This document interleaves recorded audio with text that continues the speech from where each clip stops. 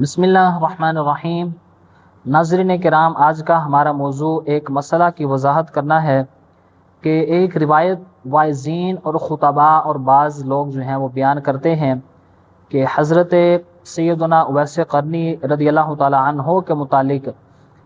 یہ لوگ روایت بیان کرتے ہیں کہ حضور سید عالم صلی اللہ تعالی علیہ وسلم کے غزوہ احد مبارک میں جس وقت نبی پاک علیہ السلام کے دندان مبارک وہ ٹوٹے تھے، تو جس وقت سیدنا اویس قرنی کو اس بات کا پتہ چلا تو آپ کو چونکہ معلوم نہیں تھا کہ حضور علیہ السلام کے کون سے دانت مبارک زخمی ہوئے ہیں، تو انہوں نے محبت کے اندر، عشق کے اندر وہ سارے اپنے دانت جو ہیں وہ توڑ لیے تھے۔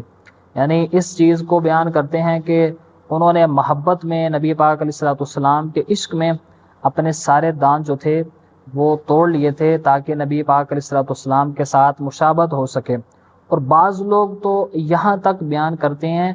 کہ آپ کے دانت مبارک جس وقت آپ نے توڑ دیے تو دوبارہ وہ دانت نکلے، آپ نے پھر توڑ دیے، پھر نکلے، پھر توڑ دیے، حتیٰ کہ لوگ کہتے ہیں کہ 7 مرتبہ آپ نے ایسا کیا۔ اور بعض لوگ یہ کہتے ہیں کہ چونکہ ان سے کچھ پھر کھایا یا چبایا نہیں جاتا تھا، اس لیے اس موقع پر پھر اللہ رب العزت نے یہ جو کیلے کا پودا ہے اس کو پھر پیدا فرمایا تھا۔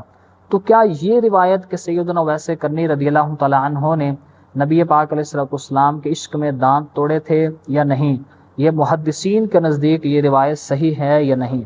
تو ناظرین کرام، یہ بات ذہن میں رکھیں کہ اگر حضور سید عالم صلی اللہ تعالی علیہ وسلم کی محبت کا معیار یہی ہوتا تو غزوات میں صحابہ کرام علیہم رضوان جو نبی پاک علیہ السلام پر اپنی جانیں قربان کرتے تھے، وہ ضرور بالضرور مشابہت رسول کو پانے کے لیے اپنے دانتوں کو بھی معاذ اللہ توڑتے، لیکن کسی صحابی سے ایسا کرنا ثابت نہیں ہے۔ لیکن یہ لوگ سیدنا اویس قرنی رضی اللہ تعالی عنہ کے بارے میں اس کو عشق کی دلیل کہہ کر بیان کرتے ہیں، حالانکہ کسی بھی روایت کے اندر یہ بالکل بھی موجود نہیں ہے حضرت اویس قرنی رضی اللہ تعالی عنہ نے ایسا کیا ہو۔ اور اسی طرح محبت رسول تو وہ کام آئے گی جو شریعت کے اصولوں کے مطابق ہو، اور اس طرح کی محبت جو ہرگز بھی شریعت کے اصولوں کے مطابق نہیں ہے، لہٰذا ایسا فعل کرنا جو محبت رسول علیہ السلام کا نام لے کر جو شریعت کے مخالف ہو تو وہ ایک جہالت تو ہو سکتی ہے، لیکن محبت رسول علیہ السلام کا اس کو نام دینا یہ ہرگز جائز نہیں۔ البتہ اس روایت کے متعلق حضرت علامہ مفتی شریف الحق امجدی علیہ رحمہ سے جس وقت سوال ہوا، فتاوی شارح بخاری کے اندر جلد نمبر 2 صفحہ نمبر 114 پر یہ موجود ہے۔ علامہ شریف الحق امجدی علیہ رحمہ فرماتے ہیں کہ یہ روایت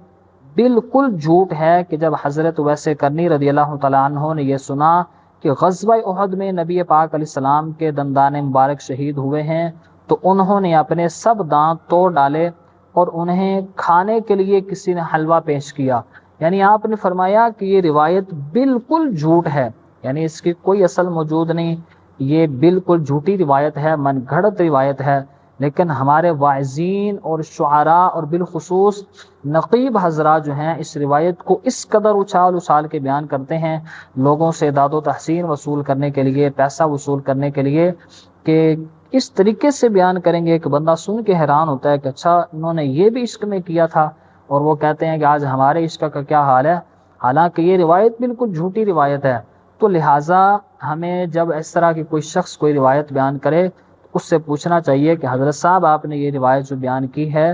اس کا کوئی حوالہ بھی دیں، یہ کس جگہ موجود ہے، کس صحابی نے ایسا کیا ہے اور کس کتاب محدثین نے اس کو ذکر کیا ہے۔ لہٰذا ایسی روایات وہ نہیں سننی چاہیے، نہ ہی بیان کرنی چاہیے، بلکہ اس کے علاوہ صحابہ کرام علیہم رضوان کے واقعات وہ موجود ہیں کہ جنہوں نے نبی پاک علیہ السلام کی خاطر اپنی جانوں کے نذرانے پیش کیے تھے، وہ روایات بیان کی جائیں، اور اس طرح کی جھوٹی اور من گھڑت روایات بیان کر کے عشق رسول جو ہے وہ ثابت نہیں ہوتا۔ دعا ہے کہ اللہ رب العزت ہم سب کو عمل کی توفیق عطا فرمائے۔